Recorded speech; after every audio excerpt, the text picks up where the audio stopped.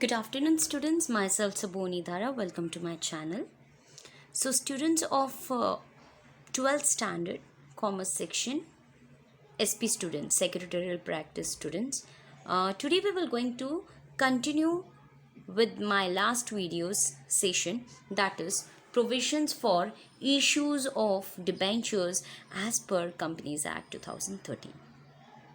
So, students, following are the some of the provisions of the act to which a company has to comply while issuing debentures. So, the very first point, the provisions. It should be a provisions when you are issuing a debentures. It is a very important that each and every provision should be maintained as per the Companies Act 2013.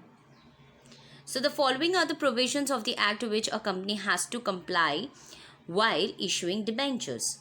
Number first one is no voting rights.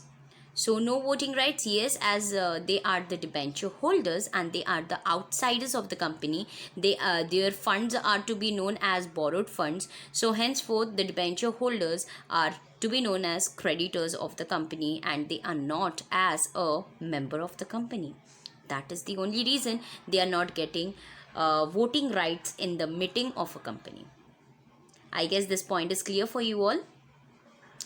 Number second point is type of debentures. Yes, which types of debentures is to be issued by the company to their debenture holders. They are secured or unsecured debentures, fully or convertible or partly convertible debentures, then non-convertible debentures, and also if any company is issuing convertible debentures, they has to pass a special resolution, okay, in the general meeting, and all the debentures are redeemable in nature. Redeemable, students, redeemable का मतलब है refundable, मतलब एक ना एक दिन वो the company has to pay with the interest to that particular person which is called debenture holder. मतलब रिडीमेबल का मतलब है एक ना एक दिन वो पूरा पैसा निकल कर वो उनको देना ही है. So that is why it is called as what debenture holder. So that is why it is called as redeemable as well. So the funds of the debenture holders is always redeemable in nature. Next one is payment of interest and redemption. So what does it means? It means that a company is has to be do redeem the debentures and pay the interest as per the terms and the conditions of their issues. So जब भी issue किया जाता है debentures को debenture holder को, तभी जो भी इंटरेस्ट रेट रहता है वो फिक्स्ड रहता है एंड रिडेम्पशन का जो पीरियड रहता है वो एक फिक्स्ड रहता है. उसके बाद ये रिडेम्पशन होना बहुत ज़रूरी है. रिडीम का मतलब है फिर से रिफंडेबल करना. The fourth point is debenture certificate. से फॉर एग्जांपल अगर मैंने किसी की कंपनी से अगर डिबेंचर्स लिया है तो what is the symbol that I have taken or I have invested in the debentures of this particular company.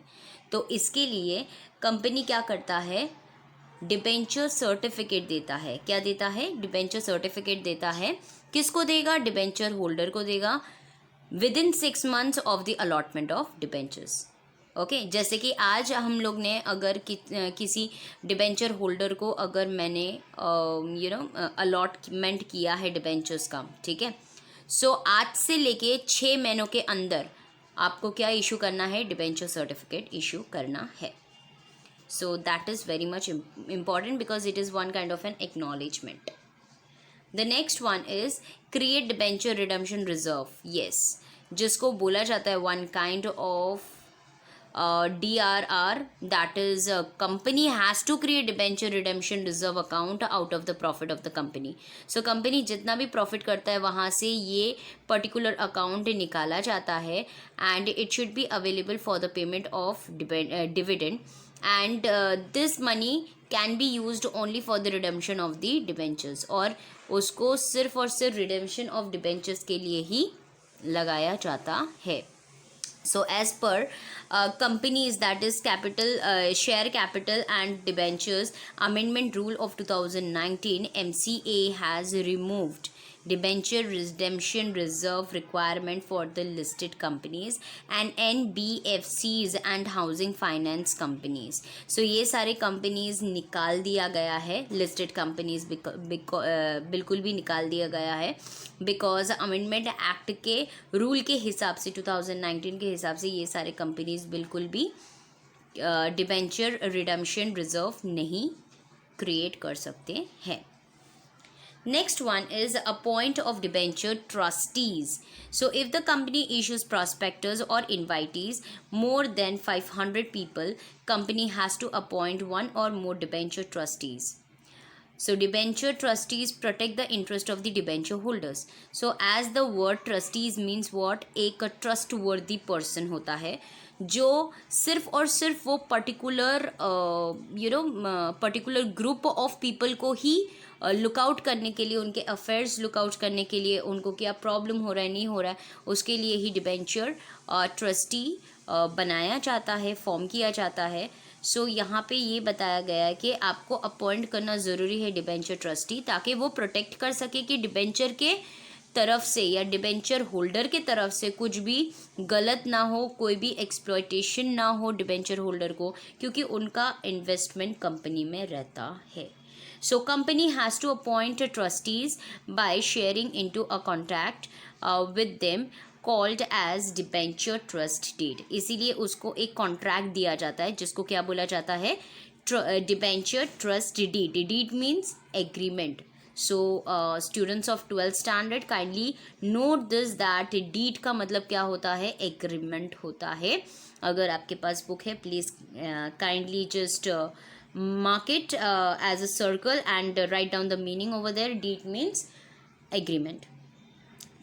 Debenture trustee का मतलब क्या होता है, they are the institutions that protect the interest of the debenture holders, ताकि debenture holders को कुछ भी तकलीफ़ें ना हो.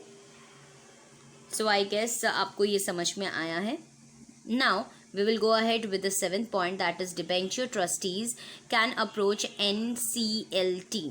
So what does this mean? Let's see then. Debenture trustees have to redress the grievances of the debenture holder. मैंने पहले भी बताया था आप लोगों को कि redress का मतलब है आप sort out कर रहे हो प्रॉब्लम्स को, यानी कि कंप्लेंट्स को. जो भी अगर पर्टिकुलर चीज़ में अगर उनको प्रॉब्लम हो रही है, कंप्लेंट्स आ रहा है, तो वो कंप्लेंट्स को क्या बोला जाता है कंपनी के लैंग्वेज में, ग्रीवियंसेस. ओके, अगर डिबेंचर होल्डर्स का कुछ भी ग्रीवियंसेस आ रहा है, कंप्लेंट्स आ रहा है, तो उसको बैठ के अच्छी तरह से सुलझाए जाए, उसको क्या बोला जाता है, रिड्रेसल बोला जाता है. सोल्यूशन निकाला जाए तो उसको क्या बोला जाता है, रिड्रेसल बोला जाता है. So if the company defaults in repaying the principal amount on the maturity or defaults in the paying interest thereon, the debenture trustees can approach. So यहाँ पे ये बताया जा रहा है कि कोई भी अगर कंपनी हो, बड़ा से बड़ा या छोटे से छोटा कंपनी, अगर डिबेंचर होल्डर्स को इंटरेस्ट देने में ना समर्थक हो सके या नहीं दे रहे, प्रॉफिट हो रहा है लेकिन फिर भी नहीं दिया जा रहा है, ठीक है, कुछ ब्लंडर हो रहा है अंदर में, एंड फिर मेचोरिटी में भी उनको ठीक से मेचोरिटी अमाउंट और इंटरेस्ट दोनों भी नहीं दिया जा रहा है, तो ये सारी चीज़ें जो है, जो कंप्लेंट्स जो है डिबेंचर होल्डर्स का, तो वो तो ग्रीवियंस कहलाता है. तो वो जाके ज़रूर अप्रोच करेगा किसको, डिबेंचर ट्रस्टीज़ को, and debenture trustee has to redress on this particular account. So the national company law tribunal for redressal, जिसको बोला जाता है NCLT, national company law tribunal for redressal. ये अंडरलाइन करके रखिए, ये आ भी सकता है ऑब्जेक्टिव्स में, और ये रहना भी चाहिए याद आप लोगों को, क्योंकि आप लोग सेक्रेटरियल प्रैक्टिस पढ़ रहे हैं, and it is one kind of a law of a company.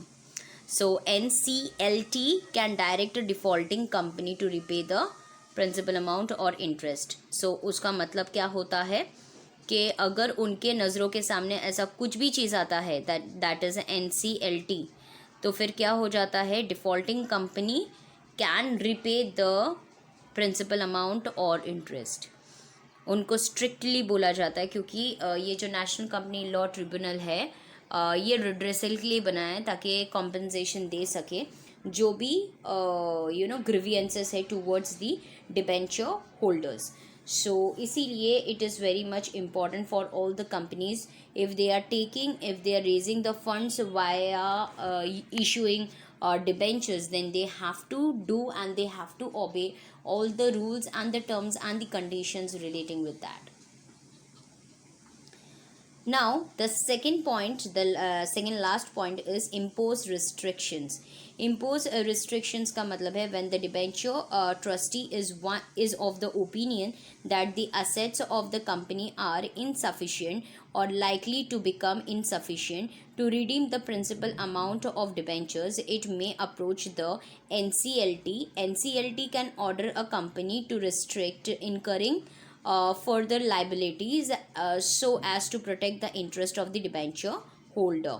So यहाँ पे क्या बोला है, इम्पोज रिस्ट्रिक्शन बोला है कि अगर डिबेंचर ट्रस्टी ने ये ओपिनियन रखा है कि कंपनी का जितना भी असेट्स है वो अगर इनसफिशिएंट हुआ, मतलब उतने बजट तक नहीं हुआ ताकि वो रिपेमेंट कर सके प्रिंसिपल अमाउंट और इंटरेस्ट डिबेंचर होल्डर के, सो दे कैन अप्रोच, जो भी डिबेंचर होल्डर्स हैं वो अप्रोच कर सकते हैं एनसीएलटी.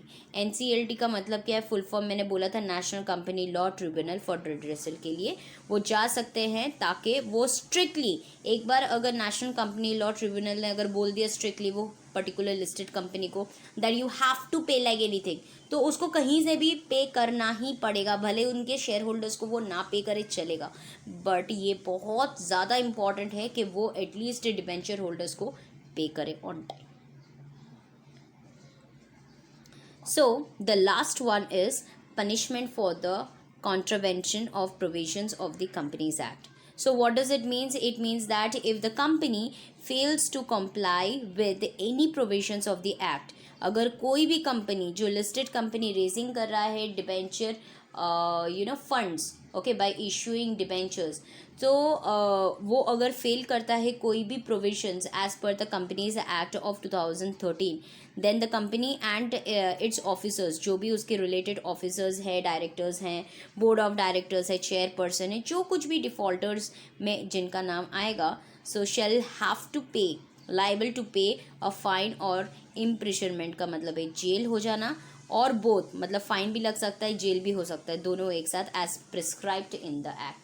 ये एक्ट सिर्फ देखने के लिए नहीं बनाया है बच्चों, ये एक्ट एक्चुअली रूल रेगुलेशंस को लागू करवाने के लिए बोला गया है, and that is this is a rule which is going to be established and which has to be followed by each and every company, listed company, whoever is raising the debentures capital by issuing debentures, right? So that is why it is very very very important to follow all the rules and the regulation. नहीं तो वो company बाद में जाकर accept नहीं कर सकता है कोई भी चीज़, और वो बाद में जाकर मार्केट में आगे नहीं बढ़ पाएगा, मतलब उसको बैन किया जाएगा. उनके जितने भी डिफ़ॉल्टर्स ऑफिसर्स हैं and then defaulters board of directors हैं, वो सबको पनिश मिलेगा, यानी कि पेनल्टी चार्ज होगा, कुछ fine, okay, some of anyhow per day के हिसाब से फ़ाइन चार्ज होता है, and on the other hand उनको जेल भी हो सकता है, that is imprisonment.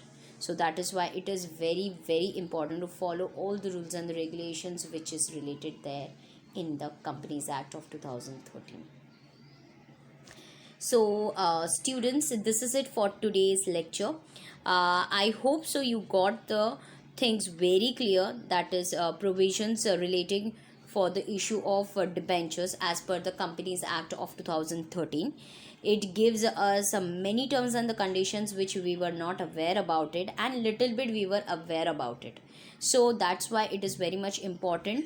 This question is actually very important. It may ask for you 5 marks to you, ठीक है, in the board examination. So try to complete this, या 10 marks के लिए भी आ सकता है. अगर 10 मार्क्स के लिए आएगा तो आपको बहुत लंबा चौड़ा लिखना पड़ेगा, so that it can cover 10 marks completely with the meaning of the debentures, with the terms and conditions of the debentures, किसको डिबेंचर होल्डर बोला जाता है, उनका स्टेटस क्या है, स्टेज क्या है कंपनी में, ये सारी चीज़ें लिख कर आप ये प्रोविजंस चालू कर सकते हैं if this will going to ask for 10 marks. और लास्ट में कंक्लूजन लिखना बहुत ज़्यादा ज़रूरी है. So I will be sharing one of the tips in this particular Diwali so that everyone can able to or practice by themselves through this. So don't forget, I will going to upload one of the video, and that link I will going to share in the comment box. So try to go and just get it down. वहाँ पे जाके वो link पे आप click करेंगे तो आपको video मिल जाएगा, और वो वीडियो में सब कुछ लिखा रहेगा कि किस तरह से 10 मार्क्स के क्वेश्चंस के लिए क्या क्या पॉइंट्स आने चाहिए, एंड कितने पॉइंट्स लिखने चाहिए, एंड 5 मार्क्स के लिए कितने पॉइंट्स लिखने चाहिए, डिस्टिंग्विश बिटवीन किस तरह से लिखने चाहिए, जिनको भी 85 अबव क्रॉस करना है in the theory out of 100, and जिनको 80 मार्क्स में से एटलीस्ट 70 के ऊपर चाहिए या 75 के ऊपर चाहिए या आउट ऑफ चाहिए, तो उनको, और वो सारे बच्चों को मैं बता रही हूँ कि प्लीज़ ये ध्यान से सुनिए कि next to next lecture videos के अंदर ही मैं आपको लिंक शेयर करूँगी. This will be a Diwali धमाका फॉर यू ऑल, क्योंकि इसमें मैं टिप्स आपको देने वाली हूँ कि किस तरह से आपको थियोरी पेपर सेट करना है, किस तरह से लिखना है. Once you will come to know, then the things will be very very easy for you all. So I will also going to share few of the important questions which you need to take care about it, and that will going to come for 5 marks and 10 marks. So सब एक ही lecture में नहीं होगा. I'm going to give you one by one. पहले मैं आपको pattern बताऊंगी, उसके बाद हम लोग questions discuss करेंगे. Okay, and I hope so whoever is watching this video, they will definitely going to click on the like button and subscribe my channel for more informations and importances in the SY of junior college, that is 12th standard of commerce. So thank you so much for your precious time and for listening me. God bless you all. Wear your mask, keep social distancing in this particular Diwali, and please don't burn any crackers, because it will pollute our environment as well as many other things. So please take care, and happy Diwali to everyone. Bye bye, take care.